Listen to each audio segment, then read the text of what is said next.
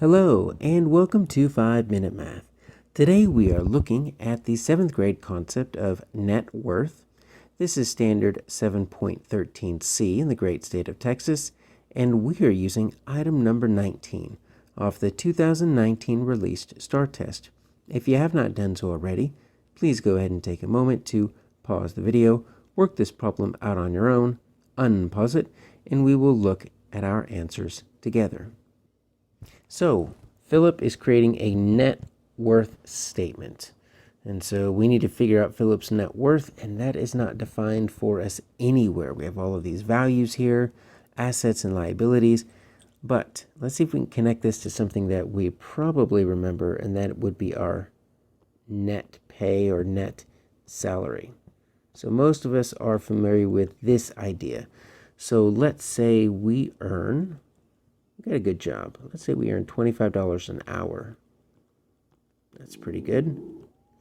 And let's say last week we worked 20 hours. So we worked 20 hours at $25 per hour. So our salary or our paycheck should be $500. But that is our gross. Remember that term gross? That means what we pay or what we earn, either way, before we take away other things like taxes. But you know that we're going to have to take away some taxes, some Social Security, some Medicare, payroll tax. So let's say we lose about $40 of that $500 paycheck. So our net salary, what we're actually walking away with, is only $460. We don't earn that full $500. So this net is what we actually walk away with after we take care of our taxes. In this case, we're going to be taking care of our liabilities, and that would be our Medicare and our Social Security tax. So how can we use that to figure out net worth?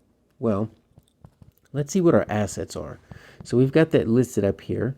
These are things that are a plus. So if we were to sell the house, we would get $85,000. That's a lot of money. So we wouldn't have a home. Obviously, that would be a problem, but we would sell the house. We would have $85,000. We would have $2,500 if we emptied out our checking account. So we're wanting to cash everything out. We're going to get $2,500. Sell our car, $18,500. Now, we wouldn't have a car, so hopefully we have a bike or something, but we cash out there and we have our income. So this could be multiple things such as mutual funds. It could be CDs. It could be stock market investment, all different things that we could do there. So if we cashed all of that out, they conveniently total that up for us. So our assets here are going to be $113,000.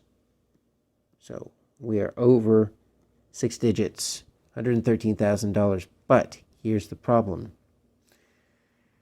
Let's go back to our liabilities, because take a look at this. See this house that we sold for $85,000? Yep. You don't own it all the way.